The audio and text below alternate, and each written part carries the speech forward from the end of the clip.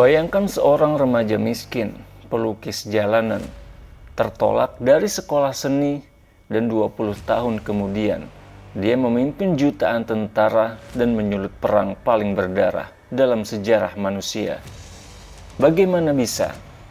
Adolf Hitler, nama yang masih mengguncang sejarah. Tapi siapa sebenarnya dia sebelum menjadi diktator Jerman?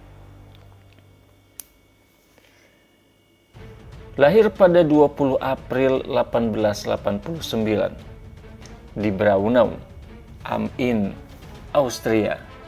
Hitler kecil tumbuh dalam keluarga yang penuh tekanan.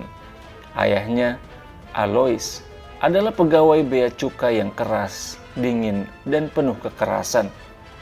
Dia tidak memberi ruang bagi anaknya untuk bermimpi. Tapi Hitler kecil punya satu obsesi, menjadi pelukis. Ibunya, Clara, justru menjadi satu-satunya cahaya dalam hidupnya. Namun, hidup begitu kejam. Ibunya meninggal karena kanker saat Hitler berusia 18 tahun. Luka itu membekas dalam, menjadi awal dari rasa kehilangan dan kemarahan yang kelak akan meluas ke seluruh dunia. Setelah kematian ibunya, Hitler mencoba peruntungan di Wina. Dia mendaftar ke Akademi Seni Rupa, tapi hasilnya dia ditolak. Bukan hanya sekali, Hitler ditolak 2 kali. Apa alasannya? Ternyata alasannya adalah dia dianggap kurang berbakat. Namun kehidupannya berubah drastis, dari calon seniman menjadi gelandangan. Dia tidur di bangku taman, makan dari sisa-sisa makanan di pasar, hidup dari menjual lukisan-lukisan yang dijual dengan harga murah di trotoar. Sementara para pedagang Yahudi mengambil lukisannya dan menjualnya kembali dengan harga lebih tinggi. Dari sini, kebencian Hitler pun mulai tumbuh terhadap orang-orang Yahudi. Ini adalah masa ketika Hitler mulai menyalahkan orang lain atas kegagalannya. Perang Dunia I dan jalan menuju kekerasan. Tahun 1914, Perang Dunia I meletus setelah terbunuhnya Pangeran Austria. Ketika Austria menyerbu Serbia, semua sekutu ikut serta, dan inilah kesempatan Hitler. Meski bukan warga Jerman, dia memaksakan diri untuk mendaftar menjadi tentara Jerman. Kenapa? Karena dalam pikirannya, Austria dan Jerman adalah satu bangsa, bangsa Arya. Dari seorang gelandangan, Hitler menjadi kurir militer, tugas paling berbahaya dalam perang. Dia berlari di antara hujan peluru dan ledakan artileri, menyampaikan perintah antar pos. Umur harapan hidup kurir rata-rata hanya 3 minggu, tapi Hitler bertahan selama 4 tahun. Apakah ini keberuntungan atau sebuah pertanda? Di medan perang, Jerman sebenarnya menang. Mereka menguasai Prancis, menekan Rusia, dan hampir menguasai Eropa Barat. Tapi tiba-tiba sesuatu terjadi. Industri senjata Jerman berhenti beroperasi. Surat kabar Jerman menyebarkan berita palsu bahwa Jerman kalah, padahal mereka menang.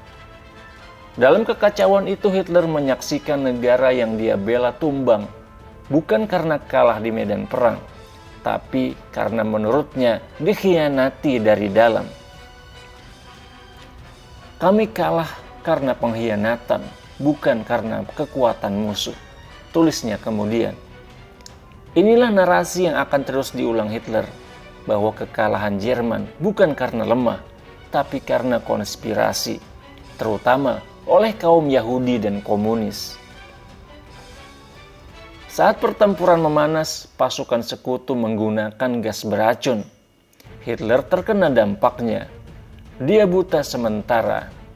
Di rumah sakit, dia pun mendengar berita yang membuatnya semakin sedih, yaitu kekalahan Jerman dan menyerahnya Jerman. Hitler menangis, tidak karena rasa sakit, tapi karena merasa dikhianati oleh negaranya sendiri. Para pahlawan yang gugur menurutnya mati sia-sia. Sementara para pemimpin duduk diam dan menandatangani surat-surat kekalahan. Inilah momen kunci. Di sini Hitler memutuskan, jika aku bisa, aku akan membalas semua ini. Setelah perang, Jerman hancur, ekonomi kolaps, inflasi melambung, satu roti bisa seharga 1 juta mark. Pengangguran melonjak, kemiskinan merajalela, moral bangsa jatuh, prostitusi dan narkoba merebak, bahkan teater porno dibuka terang-terangan. Versailles, perjanjian damai yang katanya mengakhiri perang, justru mempermalukan Jerman. Membatasi jumlah tentara Jerman, menghapus angkatan udara Jerman, memaksa mereka membayar ganti rugi besar-besaran. Ini bukan perdamaian, ini adalah penghinaan. Dan di tengah kehancuran itu, seorang veteran perang miskin dan frustrasi mulai berbicara. Dan saat dia berbicara, massa mulai mendengarkan. Tahun 1919, Hitler direkrut menjadi informan bagi militer. Tugasnya sederhana, menyusup ke partai-partai kecil dan melaporkan jika ada gerakan berbahaya. Salah satu partai kecil itu adalah Partai Buruh Jerman, sebuah partai nasionalis kecil yang anti-Semit dan anti-komunis. Tapi bukan Hitler namanya kalau hanya menjadi pengamat. Setelah beberapa kali hadir di rapat partai, dia tidak tahan. Dia pun angkat bicara dan suaranya mengguncang ruangan tersebut. Bukan hanya tidak dilaporkan ke atasan, Hitler justru direkrut oleh partai tersebut. Apa yang Hitler temukan di DAP adalah suara batinnya sendiri, kebencian terhadap Yahudi, kemarahan pada kapitalis, dan obsesi terhadap kejayaan Jerman. Dari yang tadinya hanya anggota biasa, dia pun merangkak naik dan akhirnya menjadi bintang utama. Dari pengamat, dia berubah menjadi orator yang membuat penonton menangis, tertawa, berteriak, bahkan bersumpah setia. Ini adalah awal dari transformasi paling menakutkan dalam sejarah politik modern. Dari veteran perang yang terluka dan frustrasi, menjadi calon tiran yang akan membakar dunia. Hitler akhirnya menemukan panggung, tapi dunia belum tahu panggung itu akan berubah menjadi medan perang dan mikrofon akan diganti dengan peluru. Apa yang terjadi setelah Hitler memimpin partai kecil itu? Bagaimana dia memutarbalikkan demokrasi menjadi kediktatoran, dan siapa saja yang akan menjadi korban dari ambisinya. Hitler tak memulai karirnya sebagai pemimpin, dia memulai sebagai peniru.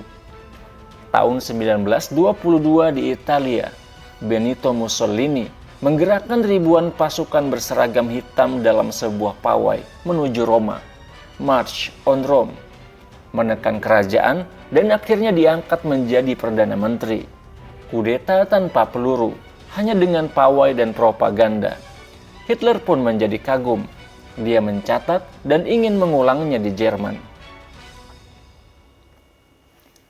Pada November 1923, di tengah krisis ekonomi parah dan ketidakstabilan politik, Hitler menggandeng tokoh militer Ludendorff dan merancang kudeta di Munich, meniru langkah Mussolini. Di sebuah bar besar, Burger Blau Keller, dia todong politisi lokal dan mengklaim revolusi telah dimulai. Keesokan harinya, dia dan ratusan pengikut Nazi memulai Long March ke pusat kota. Tapi alih-alih disambut kemenangan, mereka disambut oleh barikade polisi bersenjata. Pertempuran singkat pun terjadi, peluru berterbangan, dan 16 anggota Nazi tewas. Hitler melarikan diri, kudeta pun gagal, dan Hitler ditangkap. Di penjara Landsberg, Hitler tidak disiksa. Dia diberi waktu dan pena. Selama 9 bulan dia menulis buku Mein Kampf atau Perjuanganku. Di dalamnya, dia mencurahkan seluruh ideologinya, teori ras superior bangsa Arya, kebencian terhadap Yahudi, komunisme dan demokrasi, impian membentuk Reich atau kerajaan baru Jerman. Tapi ada satu pelajaran penting dari kegagalannya. Kekuasaan tidak akan saya rebut dengan peluru, tetapi dengan suara rakyat. Setelah keluar dari penjara, Hitler membangun kembali Partai Nazi atau NSDAP yang nyaris runtuh. Dia tinggalkan jalanan dan masuk ke dunia parlemen. Tapi hasil awalnya mengecewakan. Pada pemilu Mei 1928, Partai Nazi hanya mendapat 2,6% suara atau sekitar 810.000 suara. Sangat kecil jika dibandingkan dengan jumlah total warga Jerman saat itu. Mereka nyaris tak berarti di Reichstag atau parlemen. Tapi badai ekonomi segera datang, dan badai adalah peluang bagi seorang populis. Tahun 1929 terjadi kejatuhan pasar saham yang disebut dengan Great Depression yang menghantam dunia. Jerman terpukul paling parah, bank bangkrut, pengangguran meledak, rakyat kelaparan. Partai-partai moderat tidak punya jawaban, dan Hitler mulai tampil sebagai penyelamat. Dia menyalahkan Yahudi, komunis, kapitalis asing, dan perjanjian Versailles. Langkah tersebut ternyata melonjakkan suara Nazi. Pada pemilu September 1930, suara NSDAP melonjak ke 18,3% suara atau 6,4 juta suara. Mereka pun menjadi partai terbesar kedua di parlemen yang mendapatkan 107 kursi. Dari pinggiran, partai kecil ini telah berubah dan masuk ke pusat kekuasaan. Hitler mulai tampil di radio, memasang ribuan poster, dan menggelar rapat akbar yang teatrikal. Goebbels, ahli propaganda Nazi, menyulap citra Hitler menjadi figur karismatik, tegas, dan mesianik. Pada tahun 1932, Presiden Hindenburg sudah tua dan lelah. Pemerintah sering jatuh, eksekutif lumpuh, Jerman tak punya arah. Hitler memanfaatkan ini untuk terus mendorong narasi demokrasi telah gagal. Saatnya pemimpin kuat. Pada pemilu presiden 1932, Hitler mulai menjadi penantang. Hitler mencalonkan diri sebagai presiden melawan petahana Paul von Hindenburg. Hasilnya, putaran pertama, Hitler mendapatkan 30%, sedangkan Hindenburg 49%. Di putaran kedua, Hitler menjadi 36,8% suara atau 13,4 juta pemilih. Hindenburg menang dengan 53%. Maka dalam pertarungan ini Hitler kalah. Tapi dia bukan lagi sekedar politisi kecil. Dia berubah menjadi tokoh nasional. Pada pemilu parlemen Juli 1932, Nazi meraih posisi puncaknya, mendapatkan 37,3% suara atau 13,7 juta suara. Partai ini pun menjadi partai terbesar di Reichstag, mendapatkan 230 kursi, tetapi tetap tidak punya mayoritas mutlak. Akhirnya Hitler pun menuntut posisi sebagai kanselir Jerman, tapi Hindenburg menolak. Saya tidak akan mempercayakan Jerman kepada si kapral Bohemia itu. Pada pemilu November 1932, dukungan menurun menjadi 33,1% suara atau 196 kursi. Rakyat mulai lelah, tapi partai lain tetap tak bisa membentuk pemerintahan stabil. Negara lumpuh, politik macet, semua jalan seolah berujung kepada kekacauan. Dan di tengah kekacauan itu, Hitler datang dengan satu tawaran. Biarkan saya memimpin, saya akan kembalikan kejayaan Jerman. Akhirnya pada 30 Januari 1933, setelah lobi politik yang panjang dan tekanan dari kalangan bisnis dan militer, Presiden Hindenburg mengangkat Adolf Hitler sebagai kanselir Jerman. Tapi Hitler bukan puas dengan jabatan tersebut. Dia menginginkan kekuasaan total. Maka pada Februari 1933, gedung parlemen terbakar. Pelakunya adalah seorang komunis muda. Itulah yang diumumkan oleh Partai Nazi. Hitler menuding komunis sedang mempersiapkan revolusi. Dia pun meminta kekuasaan darurat. Ribuan orang ditangkap, surat kabar dibredel, partai lawan dibubarkan, dan kemudian undang-undang kuasa penuh disahkan oleh parlemen. Artinya, Hitler bisa membuat hukum tanpa parlemen, dan demokrasi pun berakhir. Setelah Presiden Hindenburg wafat pada Agustus 1934, Hitler menyatukan jabatan kanselir dan presiden menjadi satu jabatan, yaitu Führer yang dianggap sebagai pemimpin tertinggi di Jerman. Militer bersumpah bukan pada negara, tapi kepada Hitler secara pribadi. Jerman pun resmi menjadi negara satu partai, dan Hitler menjadi penguasa mutlaknya. Dulu Hitler gagal dalam kudeta, tetapi dengan retorika, pemilu, dan propaganda, dia berhasil merebut seluruh Jerman tanpa menembakkan satu peluru pun. Kini kekuasaan ada di tangannya. Lalu siapa yang akan dihancurkan lebih dulu? Apakah dia akan berhenti setelah menguasai negaranya? Atau apakah seluruh Eropa akan menjadi panggung berikutnya? Api di Eropa, strategi gila, dan perang yang menelan dunia. Ketika Adolf Hitler resmi menjadi pemimpin tertinggi Jerman, dunia masih mengira dia hanya sekadar nasionalis fanatik. Tapi tak butuh waktu lama dunia sadar, mereka berhadapan dengan ambisi yang jauh lebih besar dari sekadar retorika politik. Hitler tak ingin hanya membangun bangsa, dia ingin membakar peta dunia dan menggambarnya ulang atas namanya sendiri.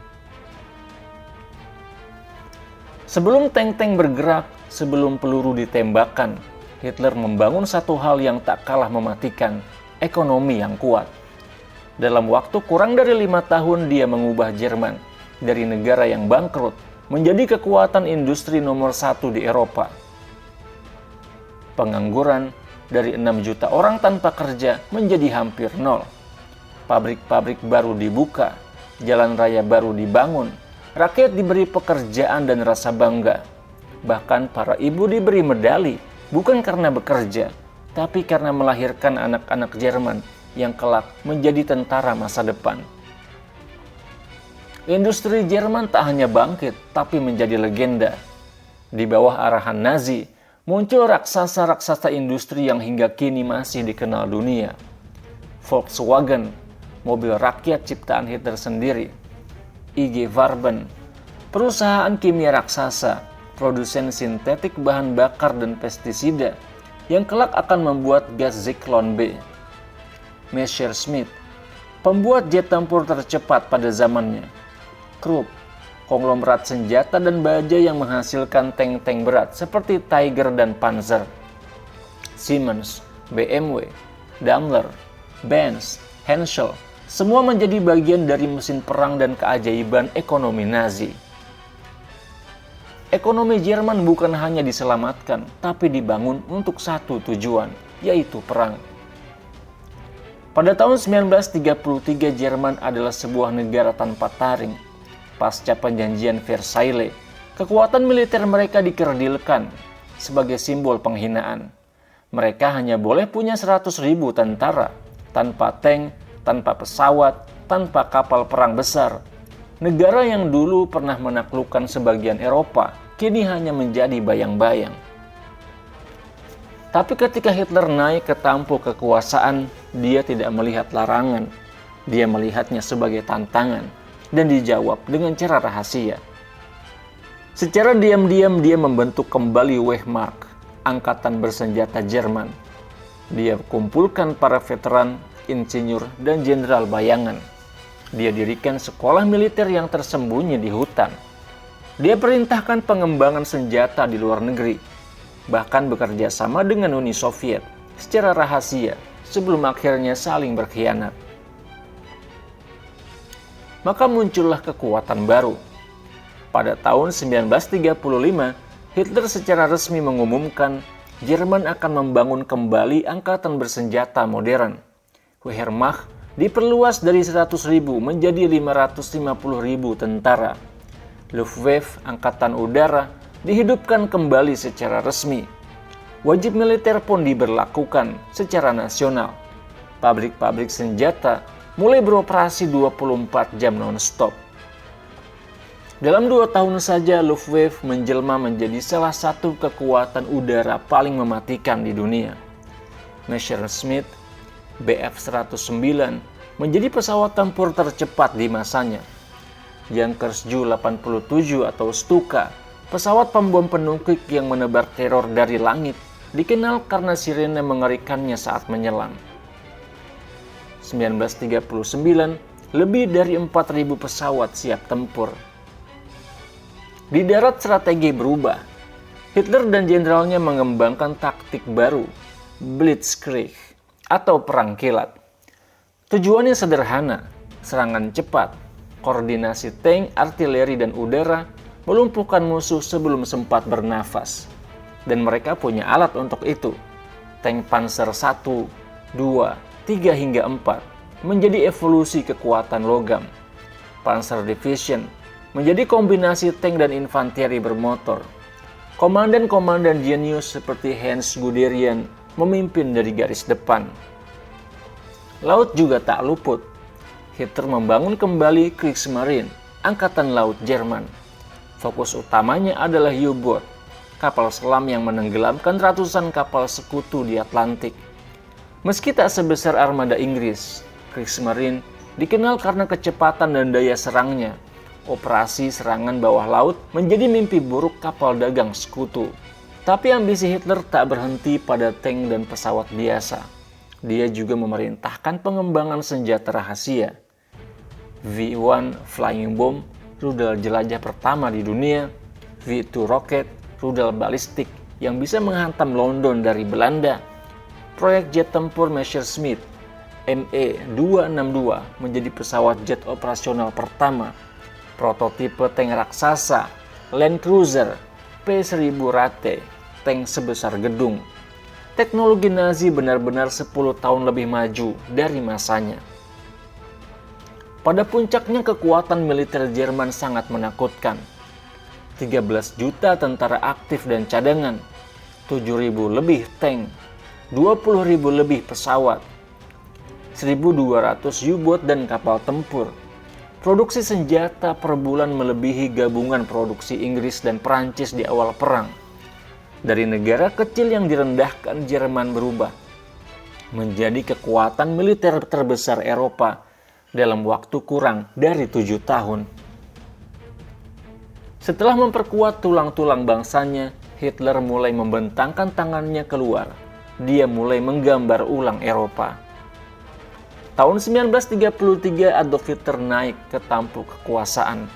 Tapi di balik pidato-pidatonya yang memukau dan janji kebangkitan Jerman, tersembunyi ambisi yang jauh lebih luas. Sebuah mimpi imperial untuk menjadikan seluruh Eropa bagian dari Reich ketiga. 12 Maret 1938, pasukan Jerman melintasi perbatasan Austria. Tidak ada tembakan, tidak ada perlawanan, hanya bendera swastika yang dikebarkan dan rakyat yang sebagian menyambut dengan tangan terangkat. Negara merdeka kini hanyalah provinsi tambahan. Angklus katanya, persatuan bangsa. Tapi bagi Austria itu adalah akhir. Berikutnya Cekoslowakia. Di wilayah Sudetenland, Hitler mengklaim orang Jerman tertindas di sana. Dunia mendengarkan. Inggris dan Prancis pun setuju dan menyerahkannya. Pada Oktober 1938 terjadi Munich Agreement. Perdamaian dijual dengan harga satu negara. Dan hanya 6 bulan kemudian Hitler menelan seluruh Cekoslowakia. Pada September tanggal 1 1939, Polandia dibakar habis. 3 juta tentara Jerman menyerbu dari barat, Uni Soviet masuk dari timur.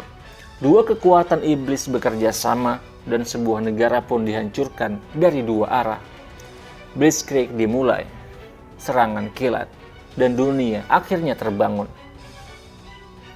Hitler tak kenal netralitas. Pada Mei 1940, 3 negara kecil di Eropa Barat, Belanda, Belgia, dan Luksemburg diterobos tanpa ampun. Benteng pertahanan Prancis dilewati. Jalur-jalur damai berubah menjadi medan perang. Hanya 6 minggu, itu saja yang dibutuhkan. Prancis pun yang dulu begitu megah dan kuat, kini bertekuk lutut. Paris diduduki oleh pasukan Hitler. Sebagian negeri dijadikan tanah jajahan Nazi. Sisanya menjadi boneka yang dinamai Vicky. Pada April 1940 Hitler bergerak ke utara. Denmark menyerah dalam 6 jam. Norwegia hanya butuh waktu sedikit lebih lama.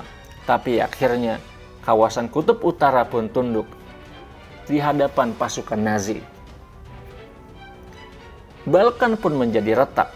Balkan, tanah yang keras dan berlumur sejarah, tapi bahkan gunung dan lembahnya pun tak sanggup menghadang Wehrmacht atau pasukan Jerman.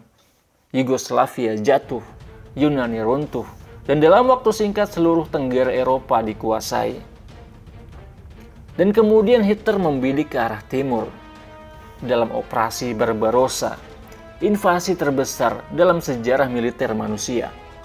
Baltik, Latvia, Lituania, Estonia, Ukraina, Belarus, sebagian besar Rusia Barat, semua diinjak oleh sepatu bot Jerman.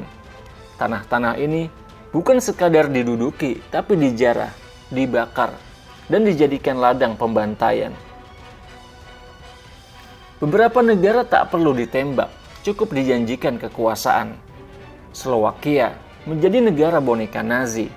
Kroasia dibentuk dari reruntuhan Yugoslavia, dipimpin oleh rezim Ustasha yang haus darah. Prancis Selatan menjadi Vicky, berlagak netral tapi bersalaman dengan Hitler. Hungaria, Romania, Bulgaria takluk pada tekanan, menjadi sekutu dan bukan lawan. Pada puncaknya Hitler dan Nazi menguasai lebih dari 20 negara, dari Pyrenees ke pegunungan Ural, dari kutub utara hingga Mediterania. Lebih dari 200 jiwa hidup di bawah bayang-bayang swastika. Peta Eropa tak lagi berwarna-warni. Dia hanya punya satu warna, merah darah. Negara-negara yang hilang tak hilang karena kalah perang, tapi karena dunia membiarkan kebohongan tumbuh.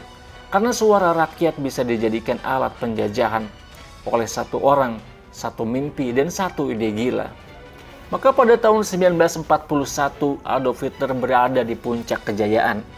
Dari Paris hingga Praha, dari Warsawa hingga Wina, Eropa bersujud di bawah sepatu bot Nazi. Pasukan Jerman tak terkalahkan. Mesin perang mereka melaju seperti badai, tapi seperti gunung yang terlalu tinggi. Kekuasaan Hitler tidak dibangun untuk bertahan, melainkan untuk runtuh. Pada 22 Juni 1941 terjadi operasi Barbarossa. Hitler menyerang Uni Soviet dengan 3 juta tentara. Dia yakin hanya dalam 3 bulan Moskow akan jatuh.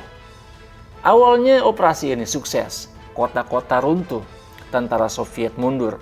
Tapi Hitler tidak menghitung dua hal, luasnya wilayah Rusia dan musim dingin Rusia.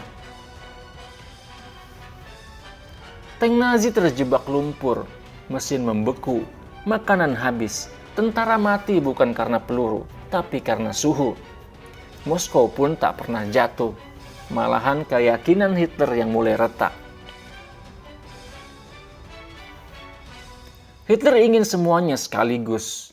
Dia buka medan perang di Rusia, dia bombardir Inggris, dia kirim pasukan ke Afrika, dia kuasai Balkan, dia campur tangan di Mediterania, semua dalam waktu bersamaan. Maka terlalu banyak musuh, terlalu sedikit logistik, tentara terbagi, komando kacau, bahan bakar habis. Ini bukan strategi, ini adalah bunuh diri perlahan. Maka pada Desember 1941, setelah Jepang menyerang Pearl Harbor, Hitler secara sukarela menyatakan perang terhadap Amerika Serikat, sebuah negara dengan industri terbesar di dunia saat itu, dengan 2 lautan di sisinya dan sumber daya yang tak terbatas. Maka kini musuh Nazi bukan hanya tentara Inggris, tapi pabrik Detroit, gudang Chicago, ladang minyak Texas. Di dalam negeri mimpi Hitler mulai memudar. Bom sekutu menghujani kota-kota Jerman. Hamburg terbakar, Dresden menjadi lautan api. Rakyat yang dulu bersorak "Sieg Heil" kini bersembunyi di ruang bawah tanah, menangis memeluk anak-anak mereka. Mereka kelaparan, mereka ketakutan, dan mereka mulai bertanya, apakah ini balas dendam atau ganjaran? Pada tahun 1943 di Stalingrad, 300.000 tentara Jerman terkepung.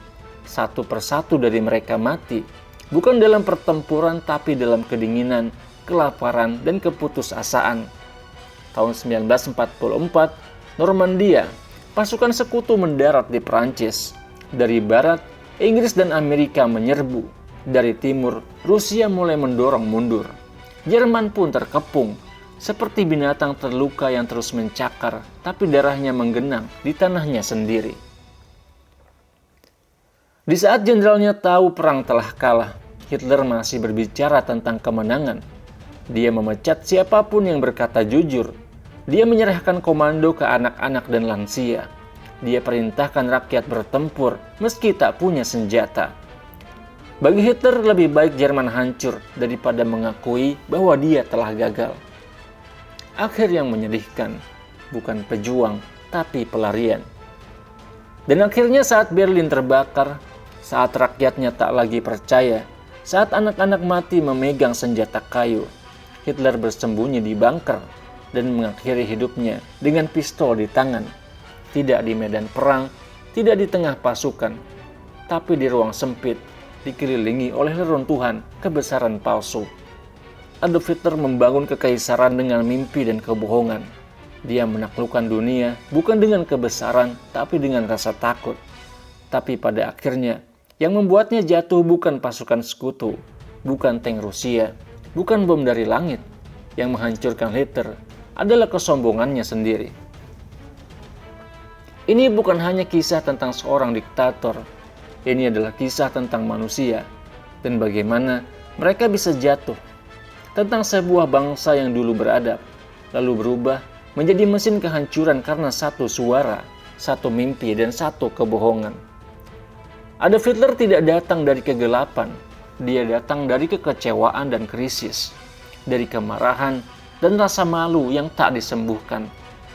Dan rakyat pun mengikutinya, bukan karena mereka jahat, tapi karena mereka takut, karena mereka marah, karena mereka terlalu ingin percaya pada sesuatu yang bisa memberi arah.